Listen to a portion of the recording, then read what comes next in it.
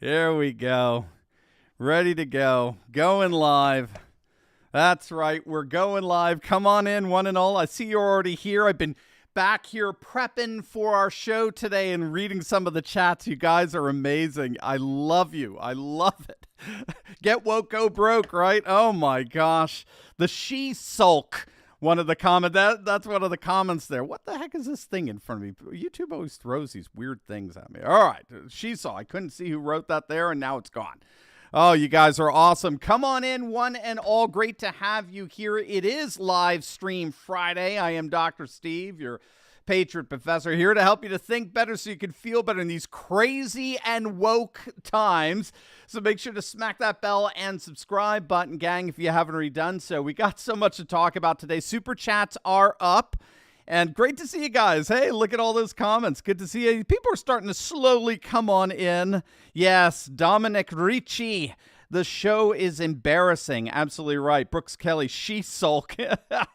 John Paul, she, her Hulk. That's right. Does she give her pronouns there? My heavens. We got super chats up. Send me your questions. I'll answer them at the end of the video. So we have a nice uninterrupted stream of consciousness here. And today, my oh my gang, this is going to be fun. I've been reading this from afar and I just couldn't resist. We got another utterly epic woke fail from the woke warriors over at Disney. Their new MCU venture, their latest Marvel Cinematic Universe show, She-Hulk, it's getting utterly trashed by MCU fans across the world for being nothing less than a bunch of total and complete garbage. You know what President Trump said, right, gang? You know what everything woke turns to what? Put it in the chat. Come on. Everything woke turns to shit, right? And that's exactly right. Get woke, go broke. And that's exactly what we're seeing here. So we're going to take a look at what's going on with Disney's latest disaster. We're going to get a little bit of a masterclass, a little deep dive into exploding. I'm getting there, gang. I'm getting it. My brain is warming up as I speak. Explaining wokeism to people and how utterly absurd it is. I'm going to give you a little talking points there, just at the dinner table, whatever it is, just to explain to people how pernicious and disgusting this ideology really is. And then make sure to stick with me all the way to the end of the live stream when I'll reveal exactly why woke movies, woke pop culture, and wokeism itself are doomed to collapse permanently. It is guaranteed, right? Well, the question is, how much damage do they do in the meantime? But it is guaranteed they are going to go down, and I'm going to show you how. You're not going to want to miss it. Gang, before we begin, I know shows like She-Hulk make you want to build your bunkers. I get it. But while I do not think it's yet time to build your bunkers, we do have to make sure that we all have an emergency supply of food for ourselves and for our loved ones. And no one, and I do mean no one, makes preparing for an emergency more ridiculously easy and affordable than our good friends over at the Ready Project Food Supply. Gang, they are patriots, and they are simply the best. Their food kits last up to 25 years in storage. They got breakfast, they got lunches, they got dinners. Every meal's packed with over 2,000 calories of nutrition. And if you act right now, you're going to save 25% off a full 4-week emergency food supply when you click on the link below to go to my special website. So whatever you do, don't wait. I got my emergency food supply. Make sure you get yours. Protect yourself, protect your loved ones. Click on that link below or go to getreadywithsteve.com and save 25% off your very own 4-week emergency food supply today. All right, gang, let's dive right in here. Live stream Friday. This is going to be fun.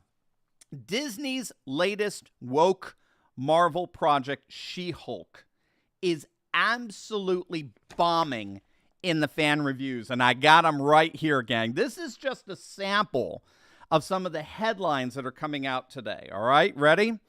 She-Hulk faces backlash over being too woke.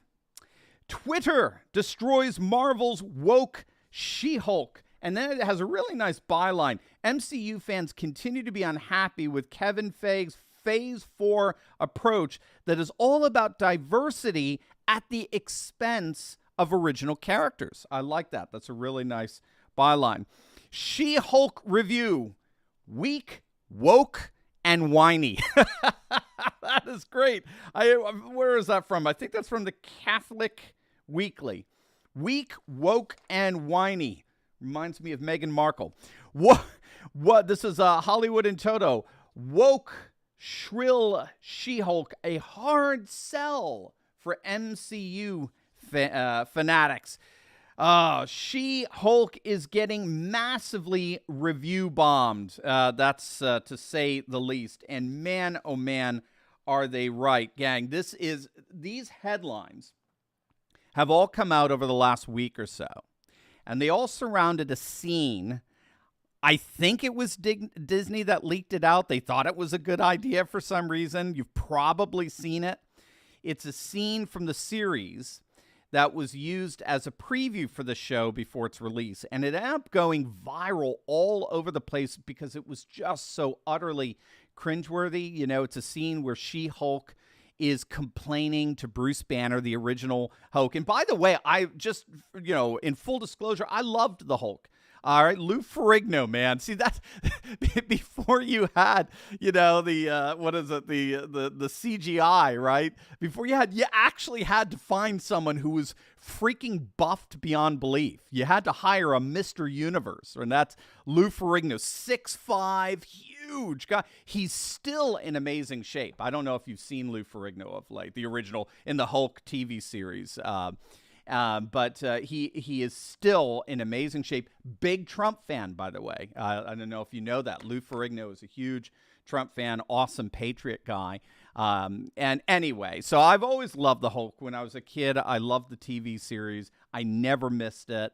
And, I love the comics. I had my Hulk doll. He was my favorite in the whole Marvel universe, as it were. And so anyway, there's this new She-Hulk. I never got into the She-Hulk comics. I drew the line there. But there she is in this scene, and she's complaining to Bruce Banner how she's really, really good at controlling her anger, precisely because she's a woman. Okay, so according to She-Hulk in this new show, women, not men, as proven by Bruce Banner whenever he turns into Hulk, right? He does so because he can't control his anger. Women know how to control their anger. And this is the scene. I'm going to read it for you since I'm not going to do it on line here. Here's the thing, Bruce. I'm great at controlling my anger. I do it all the time. And then as she's saying this, I kid you not, you got to watch this. Dramatic music comes in the background. I kid you not. It's so formulaic. It's so forced. It's hilarious. So she's saying this, and you got to imagine just this dramatic music just breaking into the background as she's contemptively, I can't talk today, continues. I do it all the time. When I'm catcalled in the street, when incompetent men explain my own area of expertise to me. Yeah, try being a theologian, by the way. Everyone's an expert on religion, by the way.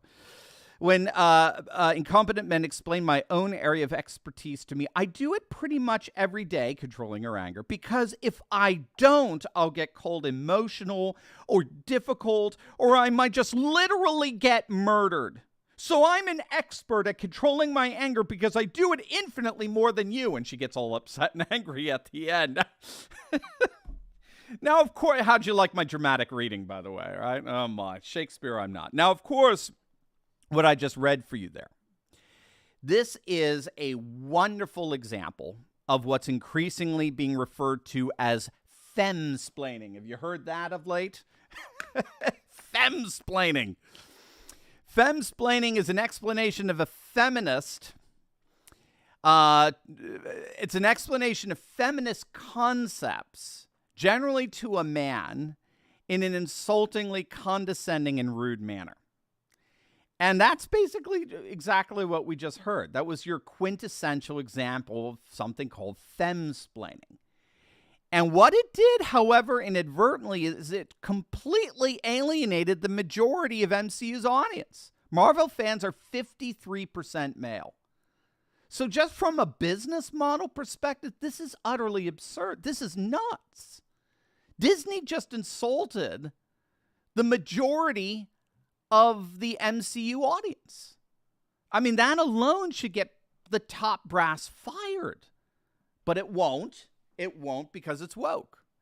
And wokeism is the reigning ethos of our debauched aristocratic class. So going broke for being woke is actually just a sign for many of these radical ideologues in our corporate world. It's just proof of their fidelity to this crippled religion of wokeism. And to add insult to injury, what she just said there is patently false. I mean, it was outright wrong.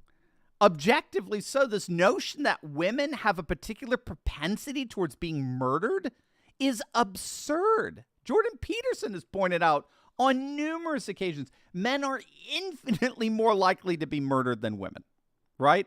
There's, according to the Statista Research Department, we have the stat. It takes a while to get crime stats, particularly murder stats. It can take a couple of years. So we have murder. I think the latest murder stats we have are from 2020. Okay.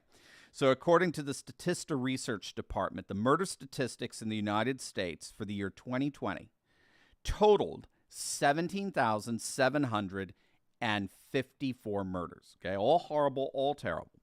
Of which 14,146 were men. Women accounted for 3,573 murders in 2020. In other words, men accounted for more than 80% of all murder victims. And this She-Hulk gal is femsplaining to us. I think I have inadvertently coined a new term. Flemsplaining to us. That's what I do half the time. She has the gall to complain that women have a special propensity towards being murdered. She's femsplaining to somebody who represents the victims of 80% of all murders. She has the I mean, I want you to think about how absurd wokeism is, right? Wokeism reduces to the absurdity of women femsplaining to men, right? That they have a propensity to be murdered when men are the ones who have the actual propensity towards being murdered, 80% of which. I mean, it's just patent nonsense. But again, it doesn't matter because it's faithful to a crippled religion known as wokeism, of which Disney is immersed. But not the fans. Not the fans. Here is a sampling of what fans had to say on Twitter in response to this scene. So they would post this scene, and here's what they said. I'm sure many of you are fans of The Critical Drinker. I am. I love his movie reviews, and I love his blog. But he posted that scene and said, "This is it, ladies and gentlemen. This scene is the whole reason why they made this show, the She-Hulk." Brilliant. Kathy Young, "I have to control my anger anytime I see this OMG, we're victims all the time BS being peddled to women who have more advantages than most humans who have ever lived could have possibly imagined." Amen. That's it. Mic drop. That's brilliant. Jean Gentry, "As a woman, I am insulted that She-Hulk would in any way boast that her self-control is better than his, or that her trauma of professional disrespect is anywhere close to the abuse Bruce endured." Very well said. This is Gabe Altayeb. "Haha, this is gold. Western women are the most privileged humans with lives and comfort and abundance in the history of the world." Kevin Bulk, "Disney Marvel has been dropping the ball a lot lately, but they really, really messed up She-Hulk. Comparing how she treats Bruce in the show to this scene from comics is just depressing. Sierra Whiskey, she saw it. She's woman-splaining right now. That's exactly what she did. I remember, I mean, this happens all the time. You know, she's complaining to Bruce Banner about mansplaining as she woman-splains to him, as she femme-splains to him. And I could still remember being at a dinner. This was years and years ago, and we were talking about some woke issue or something like that. And somebody who, it was a girl, she was very, very woke, and she was upset at conservatives moralizing to her all the time. That's what she said, imposing a morale. I mean, it was so blatantly ironic and hypocritical, obviously. But I will never forget, she just said, you know, I am sick and tired of people preaching to us. They're always preaching to us. You need to stop preaching to us. I mean, you could probably guess what I couldn't wait to say. We have to stop this preachiness, and we have to try to all get along and stand up for, you know, women's rights and so forth. I don't want any more preachiness from the right. And I just stopped her and I said, you know, amen. Hallelujah. Keep preaching it, girl. I mean, it just, again, the lack of self-awareness, the self-owns are so prevalent among the woke. And then finally, Kukuruyo wrote out, apparently the She-Hulk show is so woke, even feminists think it's too woke. Laugh out loud. Well, I certainly hope so. Let's hope it makes them question why they're feminists in the first place, because clearly feminism has degenerated into this larger moral abyss known as wokeism. And if you want to understand wokeism, right, and help other people to understand wokeism and why it is so disgusting and why it is so pernicious and why it needs to be immediately discarded in the ash heap of history, explaining it and getting it isn't hard. And I think actually that's why it's so popular. It's so popular because it's so absurdly easy to get, and it supposedly explains everything. So this is why wokeism made its way into kindergartens, right? The parents over at Loudoun County in Virginia were so upset with CRT and all this kind of crazy woke stuff getting taught to their kindergartners. Obviously, Ron DeSantis had to pass a law to prevent transgender issues from making their way into the kindergarten, for heaven's sake. So, but there's a reason why wokeism has made its way into the kindergarten, is because it's so absurdly easy. It's so reductionist that a kindergartner can get it. Think about it, okay? Here's how you explain it to someone. You explain it to them like a kindergartner, basically. Wokeism teaches our school children that our nation is inherently an unjust nation. That's the first premise, right? We live in a very, very bad society. Okay, that's first. You got to get that. If you don't get that, you're not woke, okay? And that's because our nation is made up of two groups of people. One group always oppresses and hurts and treats unfairly the other group. So that's the second premise. We're a very, very bad nation, and that's because there are two groups of people in our nation. One always oppresses, right? That gets developed into systemic oppression, right? So even if you don't know you're an oppressor, you're still part of and complying with an oppressive system. So there's one group that always oppresses, and there's one that is always oppressed. So that's your second premise. That group, the group that's always oppressed, is constantly treated unfairly. That group is always good. Their concerns, their viewpoints, their political agendas are always valid, no matter what they are, because they're always expressions of this oppression. While the first group, the group that oppresses and persecutes the other group, that first group is always bad, because their concerns, their viewpoints, their political agenda are always expressions of their oppression. And they're always expressed in the continued oppression of others. So it's actually a very simple concept that you can explain to 3-year-olds. Our society's bad. It's bad because there are two groups of people, one that is evil and the other one that is good, right? There's two groups of people. The evil group is always oppressing and persecuting the other group, and the good group is the group that's receiving this oppression. So you have a good versus evil narrative here. So if that's what you're teaching kindergartners, right, what's going to be their very first question? Who's got it? Who could put it in the chat? What's going to be their very first question? We live in a bad country. It's bad because there are two groups of people, one that oppresses and the other that's always oppressed. The one that oppresses is always bad, and the one that's oppressed is always good. How do you know the difference? How do you tell the two groups apart? How do I know who's in the bad group and who's in the good group? And here's the answer. It's the answer that all woke advocates teach. It's very simple. You can tell them apart by their race, CRT, right, critical race theory, and by their gender, and that's the patriarchy. That's wokeism. We live in a bad country.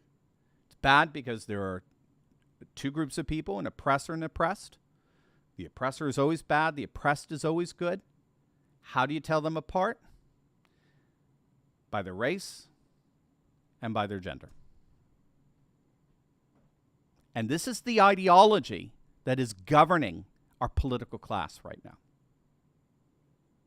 Wokeism is perhaps the single most shockingly pernicious and appallingly racist and misandrist ideology imaginable. It is utterly horrific, and it has utterly infested itself into the hearts and minds of the ideologues in our universities, in our deep state permanent political class, in our corporate boardrooms, and now most especially in Disney. That ideology, that pernicious and disgusting ideology that I just laid out for you, has taken over Disney. Let that hit you. Wokeism has so permeated the point of view of Disney executives that you actually have an objectively ridiculous character like She-Hulk femsplaining Marvel fans on the evil of patriarchy. Now, as you can tell from these headlines and those comments, I think there's a very real mutiny that's going on among Marvel fans.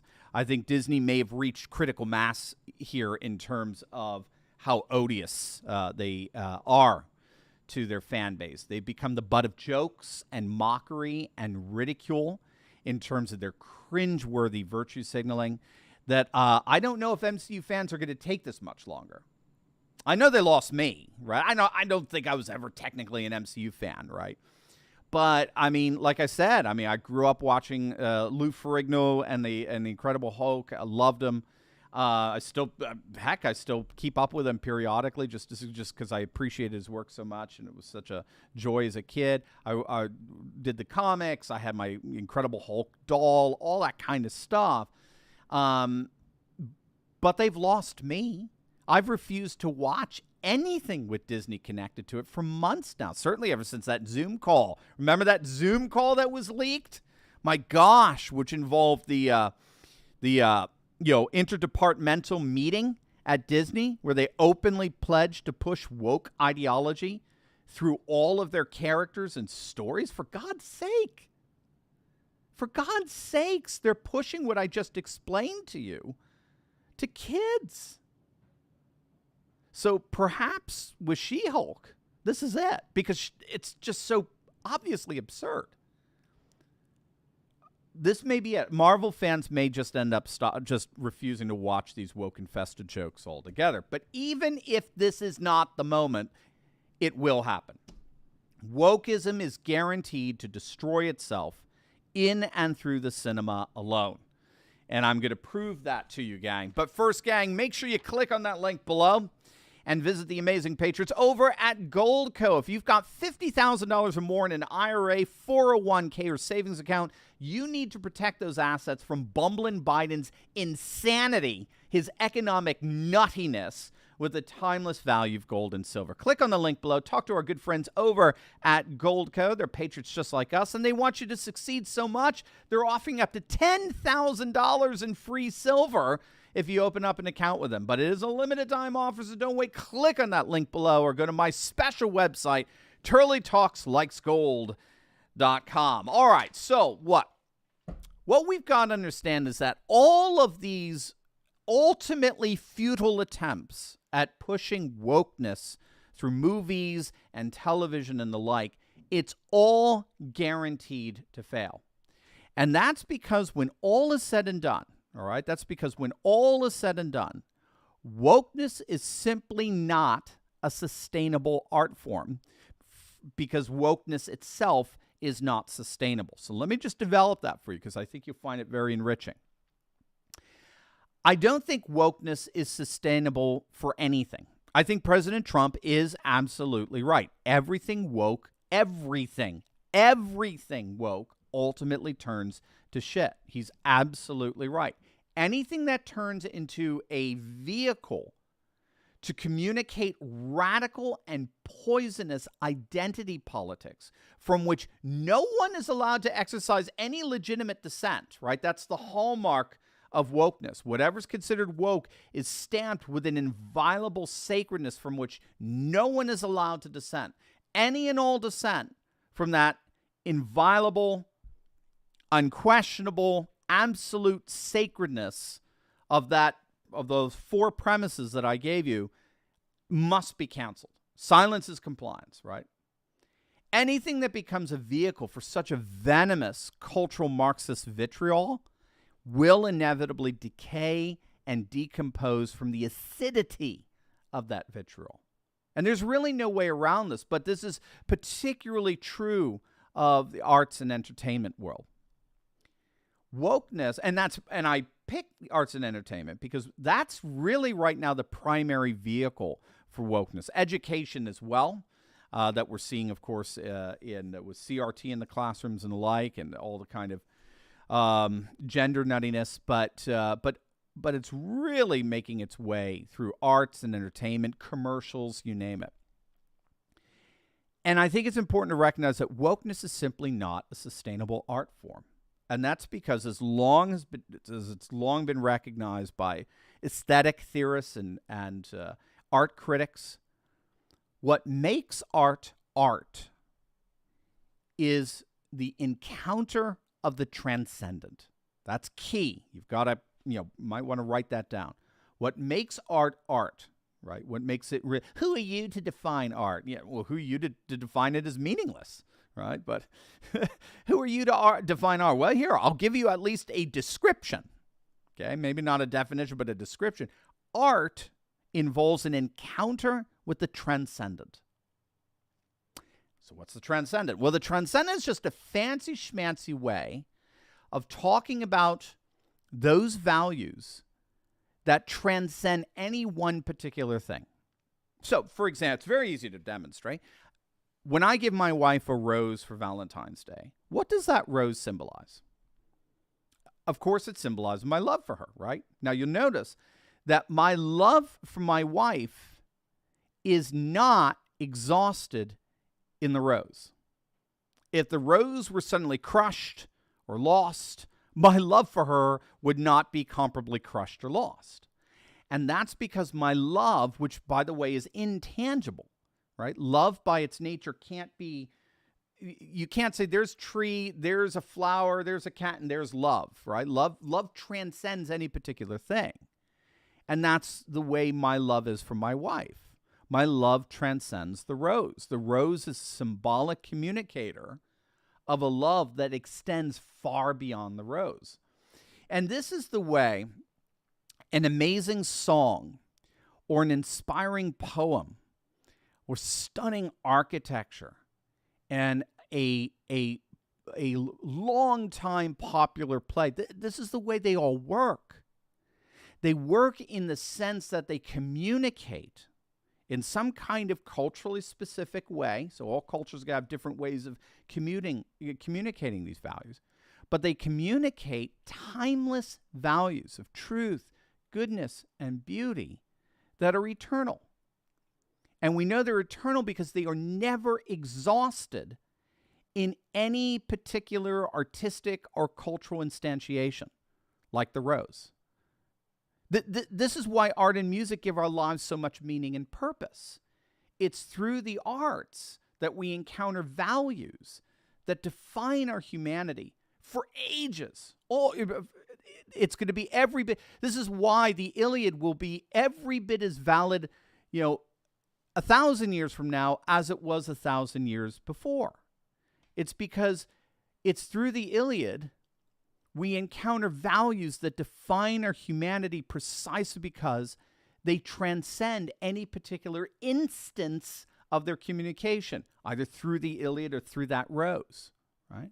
And this is why and by the way, the old joke is, the guy who wrote the Iliad, he really hit the ball out of the park. Let's see how many of you get that one. And this and this is why great artworks tend to last for so long, gang.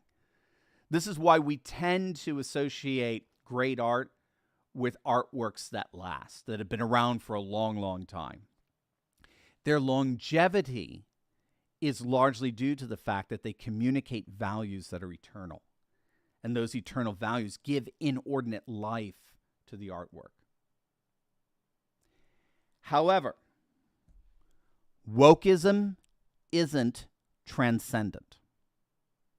Write that down. Wokeism isn't transcendent. Wokeism does not transcend or extend beyond time and place like truth, goodness, and beauty do. You could cover the globe. You could go anywhere at any time, and you will find nothing in any culture on the planet other than ours that even comes close to approximating the sensibilities that comprise wokeness. Wokeness is not transcendent. It's the invention of you ready for this one? It is the invention of a small fringe minority, right? You remember that when Justin Trudeau, dictator, tyrant Trudeau, called the Freedom Convoy several months back, he called them a small fringe minority. I mean, even Elon Musk laughed at that. Musk recognized that the mass amount of truckers that showed up for the Freedom Convoy that forced Justin Trudeau to leave Ottawa, to flee Ottawa, like the courageous man that he is. He recognized that it proved that Justin Trudeau is actually the one who's part of the small fringe minority. Wokeism is not a sustainable art form, precisely because wokeism itself is not sustainable. Wokeism is the brittle, abhorrent belief system of a tiny fringe minority who happen to exercise at the moment all the levers of cultural power. But in the end, it's all for naught. As this She-Hulk humiliation proves, there is a day of reckoning that is indeed coming. The woke world is imploding, and with it, a sad chapter in some of the most abysmal art and entertainment imaginable is coming to an end as well. Over to you, gang. Let's see what you got. I don't know. I didn't see too many questions coming in, but I will check it out. Josh, our moderator here, is loading them up. But in the meantime, as he's loading them up, remember, guys, our own movie, a movie celebrating the timeless values of faith, family, and freedom, The Return of the American Patriot, The Rise of Pennsylvania, is now available for pre-sale at a discounted price by clicking on the link below. And the best part is when you purchase this movie, you have the opportunity to join me and thousands of other patriots in our brand new Locals page, where together we're standing up against woke culture in a censor-free environment. And there we're discussing the movement surrounding this movie, and there's special bonus features with myself, my team, even Senator Doug Mastriano and other guests. The movie is going to be released on September 15th, so make sure you write that down. But you can pre-purchase it now to get exclusive discounts, bonus content, and best of all, you're going to be standing up against the woke mob that tried to shut this movie down but failed, of course.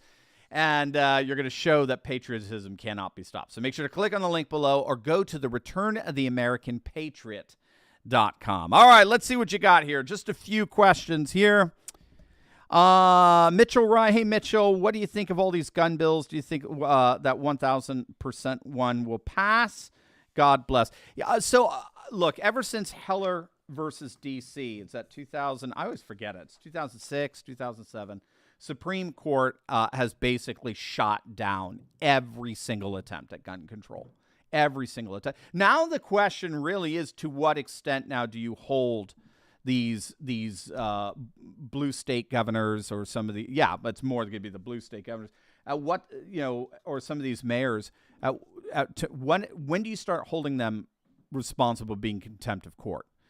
Because they're clearly, especially in New York, they're just passing the same law but rewording it, and all it's going to do is it's just going to go right back to the Supreme Court, and they're going to, no pun intended, shoot it down. So your Second Amendment rights are protected. That doesn't mean that blue states aren't going to harass you. Obviously, it can make it harder to buy ammunition. It can make it harder to buy a gun. But no, I don't think any of these gun bills ultimately are going to make any difference. I think you're okay. Wolalos. Hey, Wolalos, great to hear from you. You're going to talk about the Facebook FBI scan. I was thinking of that. It was either this or that. Those were the two things on me. And, is it really? I mean, is this any? That's the one thing that got me, scratching my head. Is this new? We all knew this. We all knew the FBI has, the deep state has been working together with corporations to censor and to silence in ways that legislation could never do, right? Because it would be shot down by the Supreme Court. It's a violation of the First Amendment. And corporations, just the whole structures. You got your deep state, you got your corporations, and they're both connected by the Fed. They're linked together by the third entity, which is finance, and the printing of our money and the like. The Federal Reserve. That's what links the two together. So, I don't know if there's much to add there. Zuckerberg is admitting it. Republicans don't seem like they're going to do anything about it at this point. They're promising to. And I guess what I'll keep an eye on as, if the red wave happens like we think it's going to happen, it's going to be pretty brutal on the Democrats. We'll see. We'll see if oversight committees start holding the FBI and Facebook accountable to this stuff. But right now we're going to have to rely almost entirely on parallel media, parallel institutions, alt media, as a way of getting our message out there. Because as far as these crazy, insane Silicon Valley, well, now they're in Austin, right? Meta is in Austin now. But as far as they're concerned, I mean, they are lackeys for the deep state. So there's just no way around it. So I didn't think what was revealed was that big of a deal. Big of a deal meaning, it was big of a deal in that I think it wasn't anything new. I think it was just now explicit, but I think we all knew that. Jason, Dr. Steve, and the Quartering have to do a stream together. The Quarter, love it. Yeah, big beard energy. Absolutely. Love the Quartering. He's doing great stuff there. I think he puts up like 7 videos a day. And the guy is a workaholic. He's insane and awesome. Great analysis. So yeah, we'll see what we could do. Hook up at the Quartering, and then Hugh Thomas and Smoked Oliver. You've given some wonderful support via the super chat. Thank you so much. All right, guys, that looks like that is it. Great chatting with you. Have a wonderful rest of your summer. We're almost into fall. Can you believe that? School's starting up and the like. You guys are awesome. God bless you. Keep up the faith now. Wokeism is going down, and we are rising, and we are ready for this challenge. God bless, guys. We'll see you.